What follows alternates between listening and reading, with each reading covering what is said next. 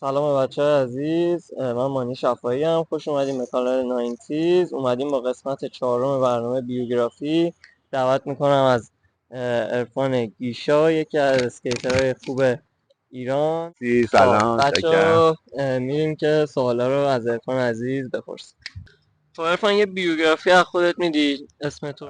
بیشتر بچه ها عرفان گیشا میشناسنم و اینکه یکی از اسکیترهایی هم که تقریبا فکر میکنم از نسل دوم اسکیتر ایرانی باشم که حالا بعد ماجرای مثلا انقلاب تو ایران شروع کردم به اسکیت کردن و اینکه تقریبا هم فکر میکنم الان 15-16 ساله با اسکیت آشنام، ولی خب شاید عمر مفیدی که توی این 15-16 سال اسکیت کردم مثلا 7-8 سال 9 سال بوده و اینکه همین دیگه بچه تهرانم هستم و اسکیت حال میکنم خیلی.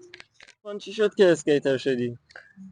خب راستش داستان اسکیت منم درازه یه جورایی مثل بقیه اسکیترهای قدیمی ایران شاید، ولی مسئله اینه که خب منم توی اون دوران تینیجریم مثل هر نوجوان دیگه ای شاید دنبال این بودم که مثلا یه هابی داشته باشم، یه تفریح باحال داشته باشم، دنبال حالا موزیک و تیپ زدن و اینجور چیزا و اینکه حالا توی دوران راهنمایی یه سری دوست داشتم که توی اون مدرسه میدیدم که حالا اسکیت میکنن، بچه محلمون بودن، بچه های گیشا بودن، بهرنگ و پارسا، یعنی جزو اسکیترهای قدیمی هم هستن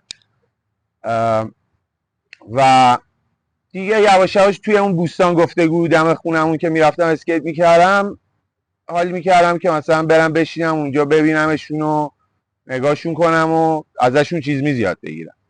دیگه اونجا شروع شد و ولی خب تقریبا شاید بعد یه سال اسکیت کردم اونجا اومدم تو قورباغه و با محیط قورباغه آشنا شدم و یه سری از اسکیترها دیدم مثل علی عباس، ام جی، آرش بیکفود، خیلی کسای دیگه هم بودن، حتی مثلا یکی بود گوفی اون موقع این 5 تا رو مثلا کیک فلیپ گپ میکردش. اونا رفتن آمریکا، یه بند موزیک شدن به نام هایپرنووا، خیلی هم معروفن، رفتن آمریکا.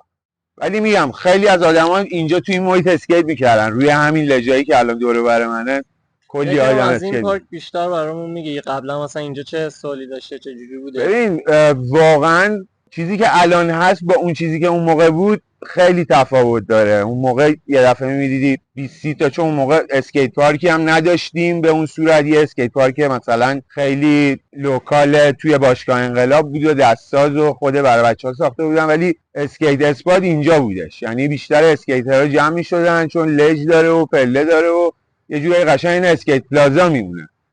و اینکه حالا فقط هم اسکیترها نبودن، برای بچه‌هایی که فاز موزیک داشتن و نمیدونم گرافیتی و اینجور چیزا. ولی در نهایت میگم پارکیه که اصلا معروفه، جزو یکی از جاهاییه که مثلا میشه توی ایران بگیم مثلا مکبا مثلا بهش واقعا. آره. عرفان، نظر خانوادت در رابطه با اسکیت کردن چی بوده؟ چجوری بوده؟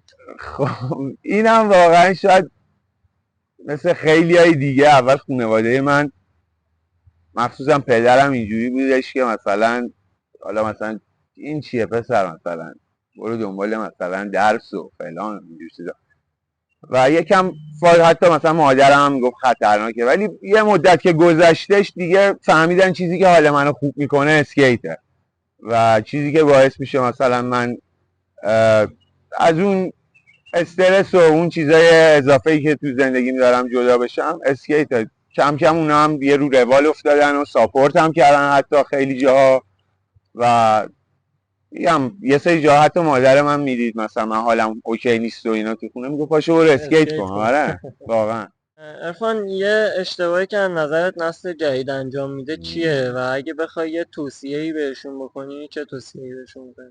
خب ببین نسل جدید از نظر من خیلی خوب داره پیش میره و روند پیشرفتی نسبت به قبل خیلی بهتره و بیشتره، ولی مسئله اینه که یه جاهایی یکم مثلا میدونید نسل جدید به قولی تا مثلا یه سری کارا رو میگم یه 2 تا 50 میندازه و یه 4 تا کیک فلیپ میزنه دنبال اسپانسر رو نمیدونم، میدونی اوکی حق داره، ولی میخوام بگم خیلی بازی بزرگتر از این حرف هاست. که بخوای مثلا سر 1 سال 2 سال اسکیت کردن سریع بیشتر باید جنبه فان داشته باشه. تا جایی که میتونی باید فان داشته باشی، با دوستات بری اسپات، نمیدونم اسکیت خوش پارک اسکیت بگذرونی. کنی، نمیدونم گیم آف اسکیتی بندازی. همین کارهایی که الان واقعا شما دارید میکنید و خیلی خوبه. ولی مسئله اینه که دیگه یه جاهایی فازی میشه دیگه، میدونی، و اینجوری میشه که خب آره سریع مثلا من بهترم. نه خیلی راه مونده واقعا. ببین لول اسکیت ایران خوبه ولی خیلی راه داره که بهتر بشه. میگم یکم بیشتر اسکیت کنم، فان داشته باشن، ولی بازم خوبه. من خیلی حال میکنم الان اسکیت ایرانو میبینم، واقعا خودم به شخص افتخار میکنم. عرفان الان اگه عرفان روز اول میدید چی بهش میگو؟ ببین واقعا سعی میکردم که اسکیت رو انتخاب میکردم 100%، ولی سعی میکردم یه جور دیگه اسکیت کنم. میدونی اگه همین اطلاعات و همین تجربه‌ای که الان داشتم و قبلا داشتم، مثلا زودتر اسکیت میکردم یا مثلا اصولی‌تر اسکیت میکردم، میدونی. و اینکه همین دیگه. قشنگترین قسمت اسکیتر بودن و اسکیت کردن نظرت چیه؟ اینکه با دوستاتی میدونی و تو لحظه زندگی میکنی، سعی میکنی که اون به قولی انرژی و اون وایب خوبی که از محیط میگیری و بذاری اون تریکایی که میخوای لند کنی، تمرین کنی، و اینکه حال کنی با دوستات، میدونی، ویدیو بگیری، خاطره بسازی. اسکیت بورد فقط اسکیت کردن نیست، کلی اتفاقای قشنگ دیگه هم پیرامونش هست. دقیقا.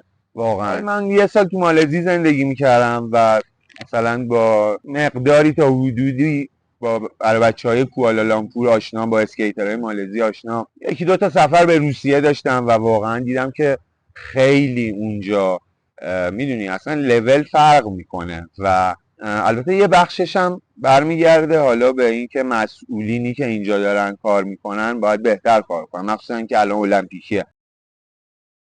تریک مورد علاقت چیه عرفان؟ فیکی بیگ هیل واقعا. و واقعا حال میکنم میبینم این همه آدم الان دارن تو ایران اسکیت میکنن. یکیش خودت، یکیش آریان، مصطفی، خیلی های دیگه، میدونی، یا بدونم علی سلیمی، خیلی های دیگه، برای بچه‌هایی که خیلی قشنگه واقعا، بزرگه. حتی شهرهای دیگه، شیراز، کرمان، میدونی این یه چیز خیلی بزرگیه واقعا. اسکیتر مورد علاقت که نیک تراپاسو، برایان هرمن،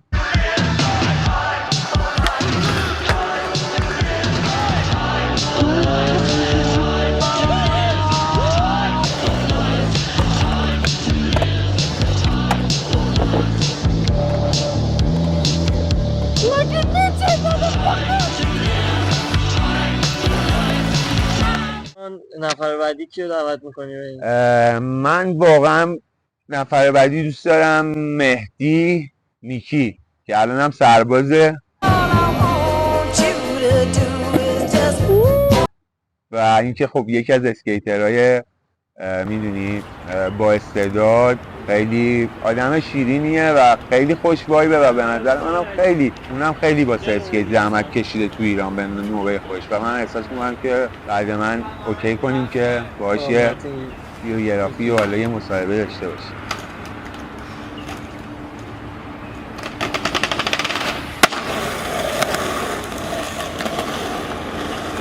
دمت گرم عرفان، مرسی که دعوتمون رو قبول کردی و دمت خودت گرم، واقعا مرسی که زحمت میکشی. دمت گرم عرفان، مرسی.